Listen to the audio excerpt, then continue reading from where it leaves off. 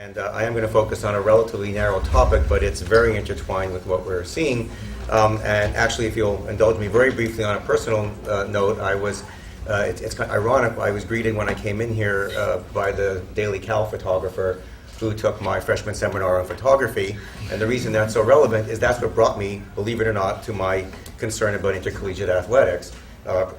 Hitherto or prior to, whatever the fancy way of saying that is, I was happily teaching computer science students, and at the upper division and graduate level, and for many years, I never had any interaction with intercollegiate athletics. It was something that happened on the other end of campus, and I was woefully ignorant about it. So I wasn't planning to actually tell you this little part of the story, but having seen her as I came in, I'm inspired to do so. So what happened to me was that my class was very popular. I loved it. I loved doing the photography class.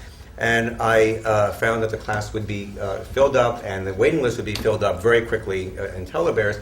And I started to get emails from students across the campus saying, Professor Barsky, I went on, my telebears date began today, and I went on, and already the wait list is full.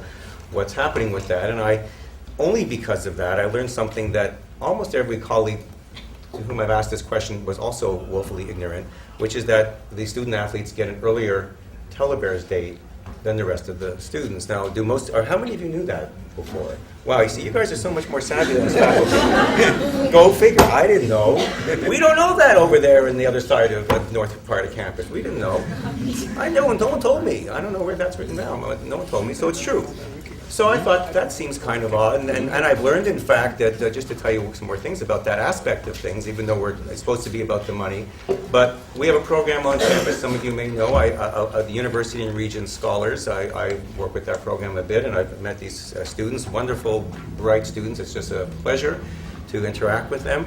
And I learned that at UCLA, they get the earlier telebears date, and they don't get it at Berkeley. And in fact, Berkeley loses some of these students who are very savvy to go to UCLA because they want to get in their classes like you guys can't get into your classes. So this kind of started to bring up this issue of what I call the P word, which is priorities.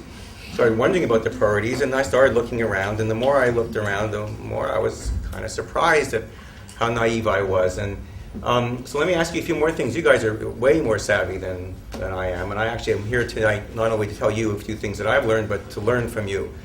So how many of you think that our intercollegiate... I'm sorry, before I ask that question, let me go back and make one other thing very clear. As a good scientist, I want to define my terms very well. What I'm not talking about is recreational sports. That is to say, there's a gym, you can go swimming, you can take aerobics, it's very good to do all that kind of stuff. That's a very underfunded unit, I guess is the word. Half of them were laid off. As a matter of fact, during my last photography class in the spring, this came up because we were looking at the Daily Cal. I don't know, I guess she's gone now, but anyway, and there was a big article about them all being laid off and all this kind of thing. So you've lost that opportunity. So that's got nothing to do with what I'm talking about. So I just wasted my time. What I'm talking about is the Department of Intercollegiate Athletics. This is a department, like many departments on campus, except that it's not an academic department, and it competes in terms of finances with just about any other department on campus. In fact, its budget exceeds just about any other department on campus. And what I want to ask you, see if you're smarter than I was, how many of you think that it brings into the campus more than $100,000 a year? Okay, so we have, 10%, 20%. How many of you think it brings in between $0 and $100,000? Or more than 0? How many of you think it breaks even? Okay, well, I'm a good scientist. Nothing ever really breaks even, it's an integer problem. But anyway, how many of you think it actually loses money? Okay, so we have sort of a similar thing, and a lot of you don't know. Well, I was astonished to find out it loses money. It loses money big time, if I may use the phrase from the sports world. And according to what I understand, it loses money, order of magnitude, as we also say in my business, about $10 million a year. Oh, I hear some sighs. People didn't know that before. The administration obfuscates this by talking in terms that are about half of that, in ways that I don't still understand, but it appears that they talk about a campus subsidy $3 to $7 million, on the average $4 to $5 million a year. And then they talk about a deficit of $4 to $5 million, because the two numbers sort of add up to the 10.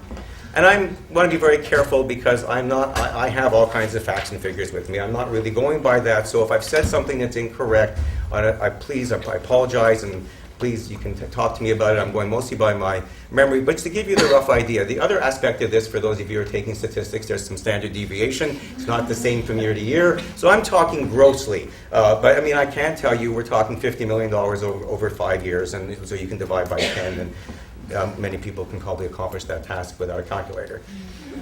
So that's what we're talking about. Now, what is that? One of the reasons I want to come here is how many of you realize that there is student registration fees going to support that program? Now, I'm inhaling quickly here. Only a few people. Well, then I've learned something, and you're going to learn something. So let me tell you just a teensy bit more about the 10 million and why I want to talk to you guys about this. So the 10 million, again, that might be 5, might be 7, it changes from year to year. Part of the way that shortfall is made up is that there are campus subsidies brought in to cover that. I personally feel that's an inappropriate priority just about at any time, and under the current circumstances with all the cuts that we hear about on a daily basis, I personally feel it's not a good priority. Maybe people disagree. That's why we're at Berkeley with a democracy. But what I want to tell you about is $2 million per year are coming out of your registration fees. And this has been true as far back as I can find the information. It's not been easy to find the information. But that is the case. And well, actually 2.1.9, 2.0, 2.2, 2.3, the last numbers that I have. So I don't know how many of you enjoy the games. That's great if you do. For those of you who don't go to them, you're paying for some of it anyway. And that is really probably my primary purpose in talking to you this evening. And I will tell you, for completeness, that when you look at let me tell you a couple more things about that.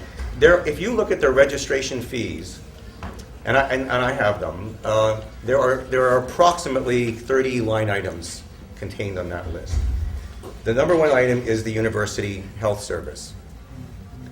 The number two item is the intercollegiate athletics, out of the 30. So that's where our priorities are in that area. And if you look further down the list, much further down, thank goodness, in terms of magnitude, but you will find two more items that are directly going into the intercollegiate athletics program. One of them is called the faculty athletics representative. This is some office or person, I'm going to be vague because I've had contradictory information, that is deemed the person who interacts with the NCAA and deals with the various crises that occur on campus, etc. The other item is something called the Athletic Study Center, which is a center that helps the students get through the program. But by the way, another statistic, and this is in the San Francisco Chronicle, that's why I learned this one, the percentage of football players who graduate is at the 50% level. In the Pac-10, we are number 9, once in a while number 8, if you measure that as our standings. We're just ahead of University of Arizona and how our low proportion of football players graduate. This is Berkeley, great research institution. So those are the 3 items that are on there. And the other thing that gets a little bit technical is I'm also concerned because all of your registration fees are coming in, as best as I can understand the budget, not in a way that's incorporated in those other 2 items I just told you are not incorporated in a way that sees it in the intercollegiate athletics budget. Those are other money coming in over and above that. Okay. So, but what I want to focus on and complete in my last minute and 2 seconds is the $2 million. That's $70 for each and every student on campus, graduate or undergraduate. And I guess if you are unaware of that, then perhaps you might want to start thinking about what you want to do about that. And that is $2 million going into propping up what is a financially failing program for which we have a $10 million approximately deficit each year. And by the way, just a few other little tidbits in my last 35 seconds, just to sort of give you the idea. You can take the various departments on campus, like bioengineering and economics, I think is one of them, forgive me if I have it wrong, Spanish, Italian, add up the total faculty salaries in those departments, and I believe you will find a number that is less than what our football coach makes. Our football coach is paid the highest salary on campus. He's paid the highest salary in the entire University of California system. In fact, he is the highest paid state employee. I guess I'll end there.